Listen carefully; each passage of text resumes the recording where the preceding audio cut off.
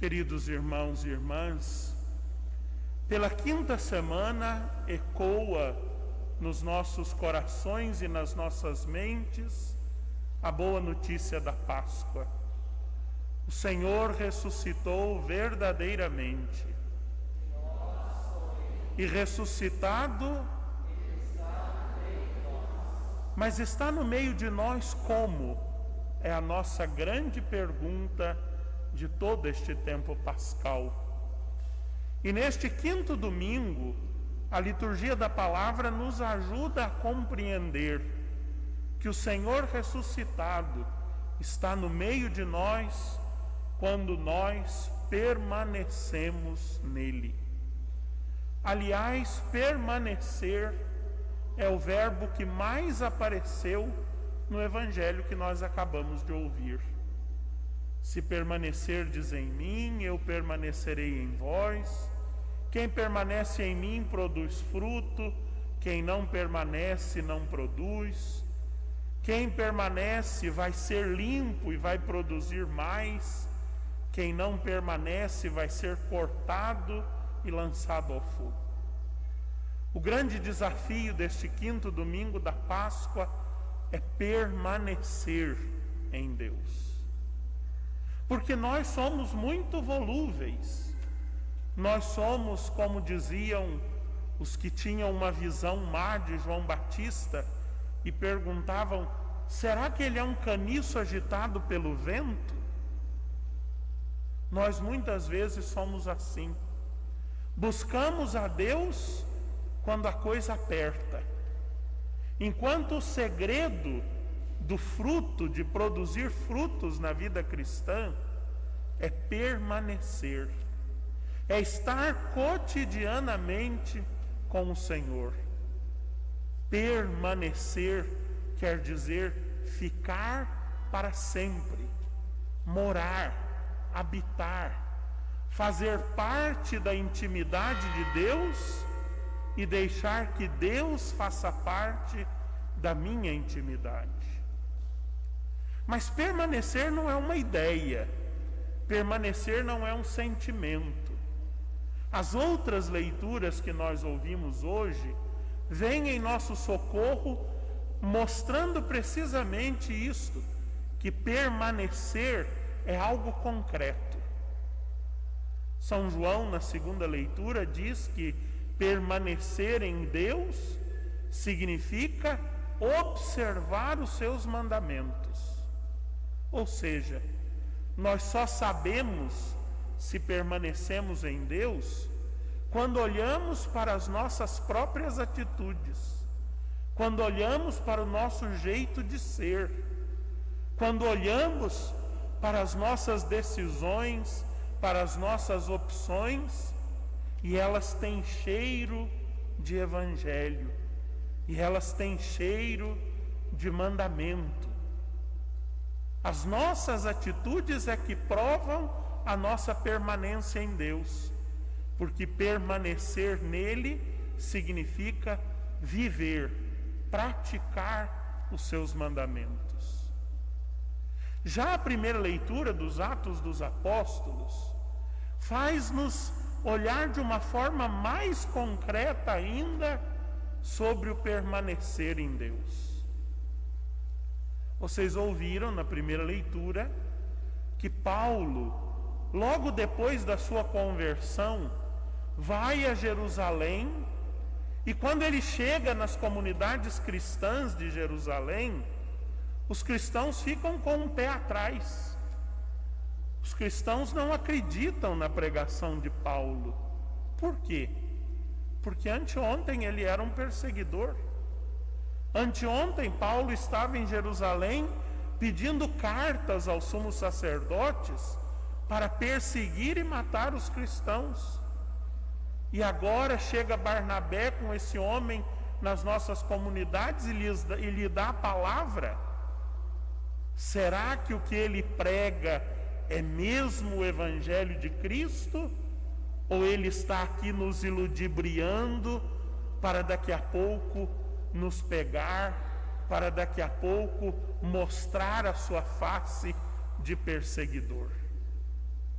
E aí qual é a atitude de Barnabé? Barnabé não argumenta com a comunidade dizendo, vocês têm que ouvi-lo, ele é um convertido, etc. Não. Barnabé pega Paulo e leva Paulo aos apóstolos.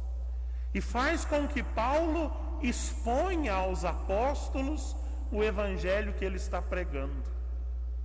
Quando os apóstolos aprovam o evangelho de Paulo, aprovam a pregação de Paulo, a comunidade cristã se abre ao evangelho de Paulo. E todos então passam a ouvi-lo com prazer e a acreditar na sua pregação. O que é que nós aprendemos disso?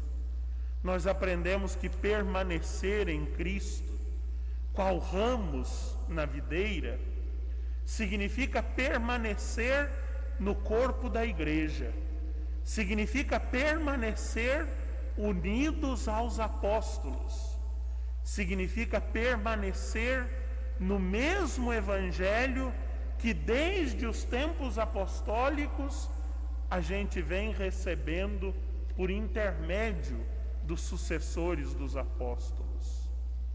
Permanecer unidos ao tronco, permanecer na videira que é Cristo, é permanecer na sua igreja, na igreja que tem os apóstolos como colunas, na igreja que tem os apóstolos como seguros fundamentos, seguras seguranças da nossa integridade da fé.